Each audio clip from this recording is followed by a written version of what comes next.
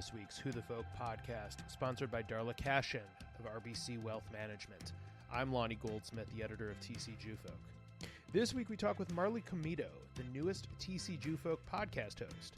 We talk about her new show, which launches on Tuesday, where her interest in journalism comes from, and where she hopes to take her skills on this week's Who the Folk podcast. Marley Comito, welcome to the Who the Folk podcast. Thanks for joining me. Thank you so much for having me. I'm so excited to be here. And we are excited to talk to you. This is, I guess, the introduction of our newest podcast host at TC Jewfolk and Jewfolk Inc. Marley, tell us a little bit about the show that you ideated and I thought was brilliant.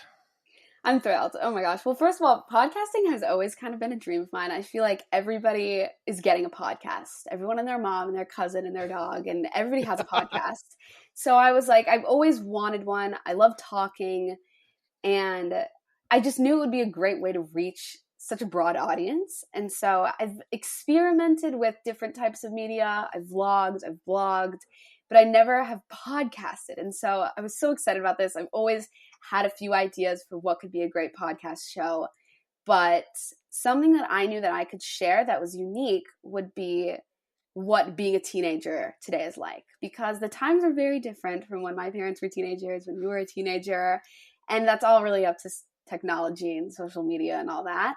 But I thought it would be so interesting to make a show where we discuss really just what it's like to be a teenager, how social media consumes us, how anti-Semitism has still affected us, our mental health, even just right now with COVID and changes in the White House and politics. I just thought it would be an incredible idea to kind of share what that's like with the world.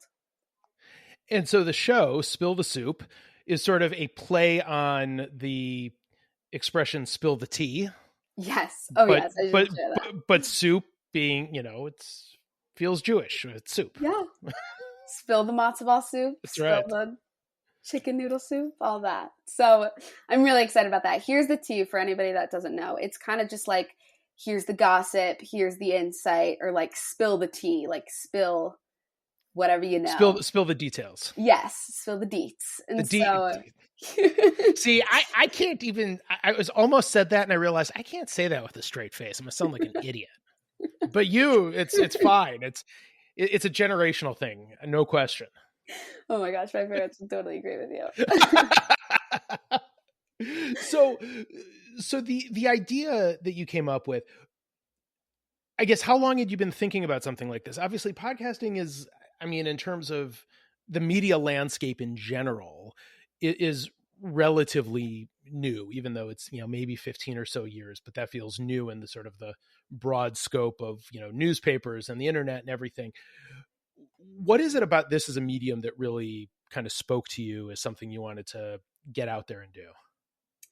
I think it's interesting because for different media forms, like some people still read newspapers and my generation does not. So that was just an example, but there are different sources of media that different generations use. And I feel like podcasting is one that can really reach anybody because they're so easy and you don't have to sit down and read it or it's not on paper. I think I knew that I could connect to a wide demographic of people in one way. Does that make sense? Yeah. So totally. If I had this idea that it would be a teen podcast about teens, but it could be for the parents of these teens or other young adults that are kind of in the middle and confused and like get some of the trends but don't get some of the others. I knew that a podcast platform can reach any and all of those people, whereas if I was like writing a newspaper article, it'd be really different. Right. So, as a parent of a teen and a preteen, and my boss is a parent of two teens, I need all the help I can get, honestly, understanding all this. So I certainly will very much appreciate any and all things that I can learn about the next generation. So I certainly look forward to, the coming episodes as we get going with it. So you are a senior at Hopkins High School. Yes. What interested you? And I've read some of the blogging that you've done some writing on the Minneapolis Jewish Federation website about many things, but largely being a Jewish teen right now. What is it about writing in the media in general? You said you've experimented with some other mediums. What's driven you in this direction? What do you love so much about it? I've always had a passion. Like, it's hard. I'm a senior in high school, like you just mentioned. And so I'm in the prime time of applying to college and figuring out what you want to major in. And I've known that I'm just forever. I knew that I would never be the 9 to 5 office girl. My biggest role model, and I'm just going to start there, is my mom. Her name is Jordana Green. You might know her. She's always worked in the media as a news anchor and now as a radio show host on WCCO. And that field always interested me more. I love the entertainment industry. She works more in news. I like entertainment because the news is a little bit depressing. But I knew I wanted to go into the field of TV or podcasting, just get my name out there. I love that. Just that, that Sure. in itself. So with this and working towards entertainment and experimenting with different forms of media, I knew always that this is something that interested me more. So I would much rather be, I don't want to like pat myself on the back and all, but I do think I'm mature or considered mature for my age. I've always gotten along better with adults than other teenagers. And I feel like I have a lot of really great messages to share. I've learned a lot. I'm only 17, but I do think I've lived through a lot of experiences and learned a lot of great lessons and met a lot of really great people. And I feel like I've always had so much to say. So I think a platform, just getting that, I know I could keep a diary or like make a blog or something, but I want to share what I have to say because I think it's important. And I've heard from other people that what I have to say is important. And I wanted a way to share that and connect to other people. I knew this could be an interesting subject because I've talked to my friends' parents or my siblings' friends' parents, and they say like, oh, that's so interesting. I never thought about it that way. Or like, I can't believe teenagers do something like this. Like, it doesn't make sense to me. Just like the gap, the generation gap, all of that. I felt like going in this direction would be a really great way to share those messages. Does that make sense?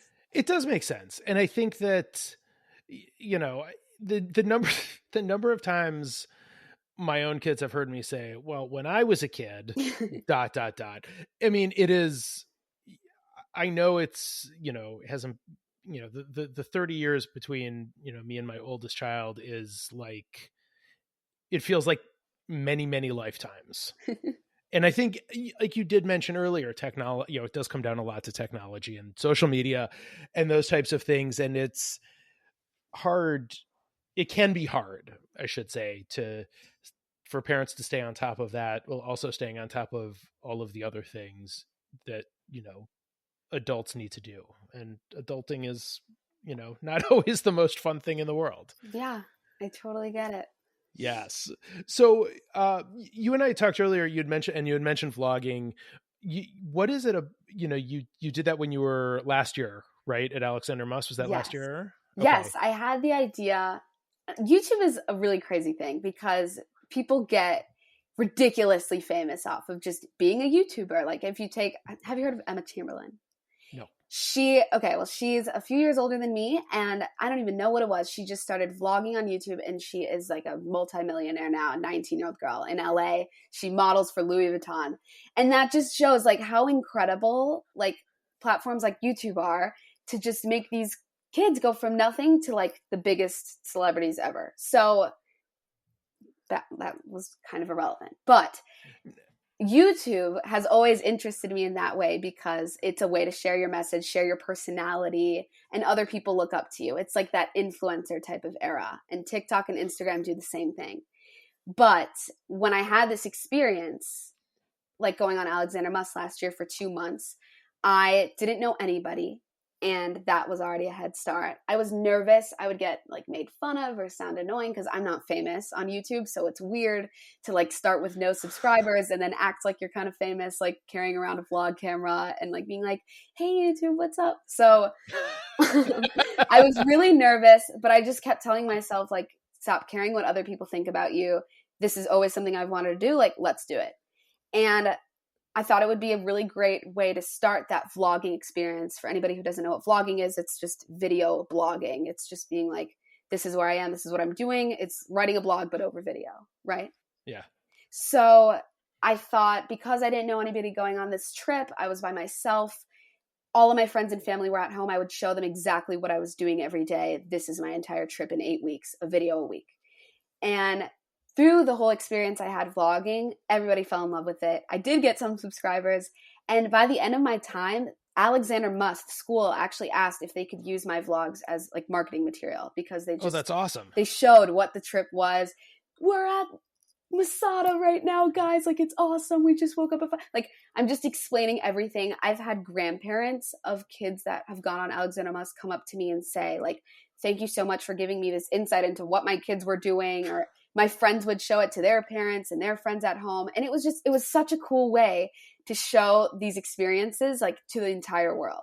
And that's what I love about social media. So that whole experience inspired me to do something else while I was home, because that was a trip, but this is kind of real life. Do you know what I mean? Like, this is everything else. Right. I mean, even though that was real life there, you're off on your own for a couple of months, but it's very different. It's not the normal day-to-day that you're experiencing. Totally. So yeah, look, it makes perfect sense. And, you know, hearing you talk about it, and you and I have talked many times, you know, over the course of the last, you know, month or so, getting the podcast sort of up and running, that, I mean, I'm usually convinced that social media is going to be the death of us all, but like, I'm even more convinced every time I talk to you that it's just the end of us. But I think there's so many pros and cons to it, because like I just explained how much of a great opportunity it gives you, and it gives you this way to express yourself. But then again, yes, but also it's, you know, not everybody is going to be the 19-year-old Louis Vuitton model in LA who became famous for being famous. Mm-hmm. I mean, and listen, I don't want to step too much on future episodes, because that's obviously, social media is going to be tackled pretty early in the show, and I don't want to spoil too much. So, you know, be ready for that conversation. But it is a lot to try to understand and stay on top of as a parent, and I think that's 100% the drives home the usefulness of something like this. Agreed. So how do you know, this year obviously has been hard for everybody, no matter what. This has been, you know, we're now entering almost entering the 12th month of sort of everything shutting down. What is it like? I know what it's like for me. I know what it's like for, you know, younger kids, but you're now a high school senior. This can't be the way you thought it was going to end, did you? Not at all. And I've kind of juggled two different things. One, this totally sucks. Even like everybody was like, oh, feel so bad for the class of 2020. They got half their senior year. We have nothing. And I'm not really, it's not looking too great for the rest of the semester. But it's like, cry me a river, throw me a pity party. This is the worst thing ever. No senior year, no prom, no graduation. But then I like try to look at the other perspective, and it's like, this could always be much worse. I'm still getting an education on Zoom. People are dying, and it's hard. I think it definitely sucks, and the college application process sucked. I couldn't go see any of the schools that I'm applying to. Virtual tours are annoying. Zoom fatigue is real. On the other hand, it's like, I know things could be so much worse, and there are people across the world that don't have great Wi-Fi or a laptop that they can use to do school online, or an education to begin with. So it does suck, and I've allowed myself to grieve with my friends, mourn the year that everybody waits for. But I also am trying to look at it, just because there is not anything I can do or they can do, that we will wear a mask, we'll be safe, and we'll do it online and keep our head up while we can, because it could be worse. It could be better, but it could be a lot worse. Does that make sense? It does. That's a really mature beyond your years and like super cheerful look at it. I'm not gonna lie, that was not what I was expecting. And I say that it's February, and I've had the last few months to really throw that pity party that I was just talking about. Sure. And this sucks. This isn't what I wanted, and it isn't. And I allow myself when I'm in that mood to feel those feelings because they're real. And this really does suck. I'm not going to lie and sugarcoat it Yeah. at all. Yeah. But I've just learned through this experience of COVID, like there are so many people that are really fighting for their lives. Like I'm not going to fight to step in a building that I've gone in for a few years. It does suck. And I don't know. It's, again, I'm juggling. I'm trying to find a balance between it's hard, but it could be worse. Do you know what I mean? Absolutely. I mean, and it's hard. It's an emotional time. It's, you know, you're allowed to have mixed emotions and juggle multiple feelings about it. It's, you know, I think we're all allowed to feel what we feel. Agreed. And that's okay. That's part of the process of getting through it. So you mentioned the college process though. Yes. And again, not to step too much on a future episode, because I've seen the rundown of, you know, episodes that you're wanting to do coming up. How has that been? Obviously you don't really necessarily know another way, so it's the way that you know. How is that? How are you managing that? And, you know, like you told me one of the first times we talked, there was no SATs for you to take. Yeah. So, because they kept getting canceled. So all of sort of the normal process that you go into isn't happening. How are you adjusting expectations to get to where you are right now? It's crazy, honestly. I mean, just first on the SAT thing, I spent my entire summer like studying for the SAT, and I registered for 6 of them, and each of them were canceled. Like every single one. I couldn't even take it if I wanted to go like test optional or whatever, unless I wanted to travel outside of the state and go to like Iowa to take the SAT, which I was not looking into. So I ended up having to apply to my school's test optional, which I'm really thankful that they gave us the option to, but it was a little frustrating because some kids did get to take the ACT and get a perfect score, and they got to submit that. So when you're weighing in 2 people with the same stats, but one of them has a 35 on the ACT and one of them has no score at all, I can't tell. They say you're not at a disadvantage, but I don't really know how you couldn't be. So I'm I know it's sort of it's tough to feel like it's a Yeah. level playing field when that happens. One thing that was interesting though is the University of California schools, you know, like Berkeley, UCLA, all those, they went something called test blind, and they actually put it in like order for the next 5 years. So even if you do have a score, they're not considering it, which I really liked. So they're completely test blind. It's not even an option. And I honestly, like, above everything else, I really hope that this changes the college application process in the future, because you cannot measure intelligence on a standardized test. Just going to say it straight up. You cannot. I hate them so much. I really can't. So these schools say like, oh, we view your application holistically. That means your essays, your extracurriculars, your teacher letter recommendations, your GPA, and your test scores. Like, keep doing that, because I am not a test score, you know? Yeah. So I hope that this opens new doors, and some kids are really great test takers and some really aren't. So that should not determine if you get into a great school or not. But besides that, amen. Yes, I could go off about that, which I will in another episode. Can't wait. Besides that, the college application process. Oh, something that totally brought me comfort was, and this is going to talk about YouTube, people film these college reaction videos. Like it's them opening all of their decision letters. I'm obsessed. I was so obsessed. Like I studied, like I worshiped them. I watched them so much. It's like, oh my God, I got into da-da-da. And it's them like freaking out or crying. They like show the date that they got their thing, or like, here are my stats. This is how I got into Berkeley. This is how I got into whatever. And I've watched those, and then I have to take a pause and say, none of that is like going to be like this year. These people got to open their applications on a certain day. They submitted their test scores, and it was like the normal process. Right. All of these schools like Harvard and Michigan are coming out and saying that they've received like a 30% increase in applications this year.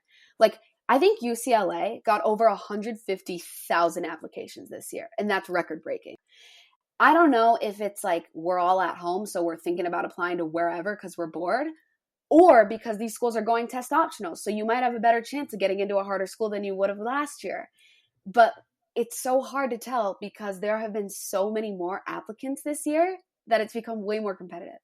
And these schools are pushing back their decision dates. Like I normally would have found out in December, and now I'm finding out in February. It's really annoying. And it's annoying, like I mentioned earlier, how you can't go on college tours. I saw Right. 2 schools last year before COVID, and I didn't even end up applying to them. I don't get a feel, because like you can only get so much of a sense of a college by going on a Zoom virtual tour of it.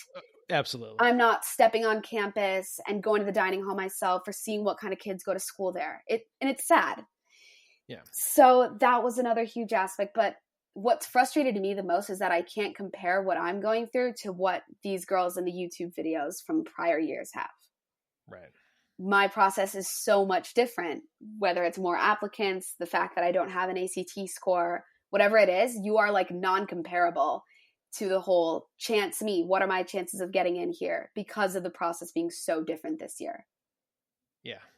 Did that answer the question? It did answer the question. And I think it's going to be I think a fun discussion with you and your peers when you get to that episode. Totally. I do think it's going to be, and I want to go back to the show a little bit. That is going to be the neat thing. It's certainly, if there are experts in fields that you want to talk to, I think that's great. But I also think that the perspective and the discussion of you and your peers, I think, is going to be important. I think it's going to be a helpful learning tool for those of us that, maybe need a little extra help. Oh my gosh. It's like you're going to be right there talking with us, like getting all the tea, getting all the soup,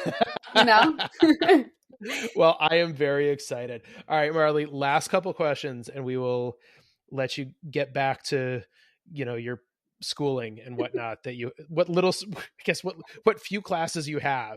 I'll hop off Zoom to get on another. That's right. From one Zoom to the next, as you finish up your senior year. What is your favorite Jewish holiday?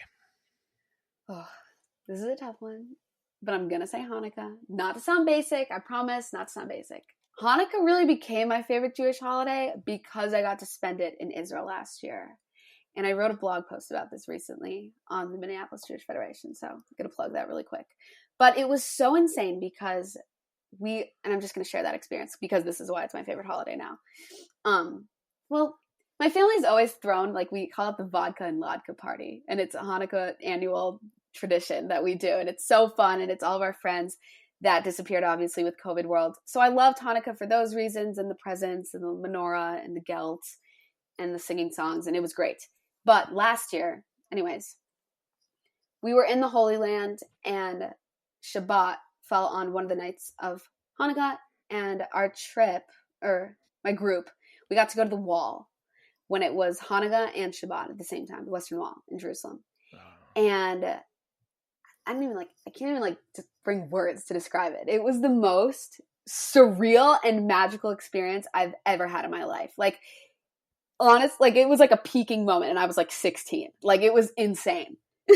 There's like Orthodox men circled and like everybody singing it so loud. You could like feel this energy, whether it was being in the presence of the Wall, like whatever it was the most insane thing I've ever witnessed. Like, I will die happy knowing that I witnessed that. And so it was, I just think that was what made it so cool. This feeling that I got that I've never, ever had in my life. It was just so like, it was this out of body experience, and I can't find the right words to describe it, but I just knew, like, it was that feeling like you're exactly where you're supposed to be. Like, there is nowhere else in the world that is more important than where you are at this moment, at this time. Does that make sense?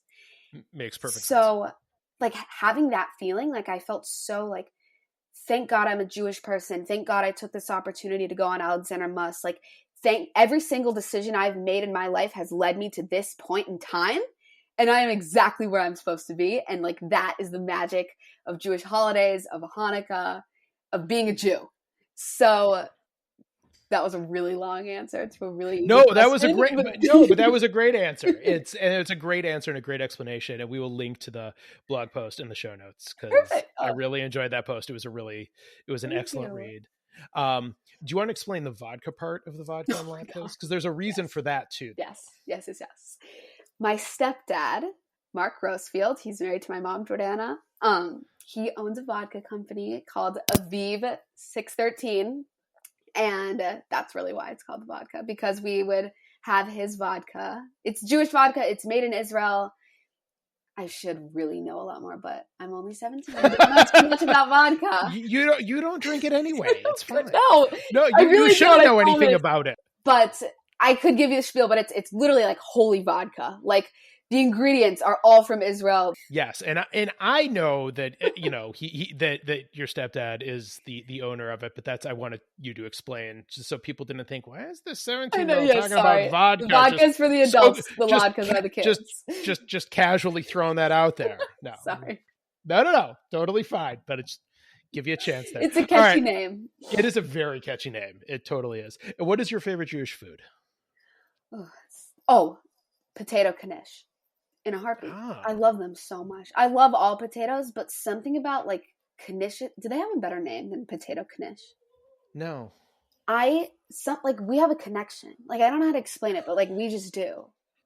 Do you know? I know like we have this bond that I can't even explain. That like no Jewish food. There are a lot of great ones out there. My podcast is about soup. Like I could say that my favorite's matzo ball soup. No, me and these knishes, we're meant to be together. That's it.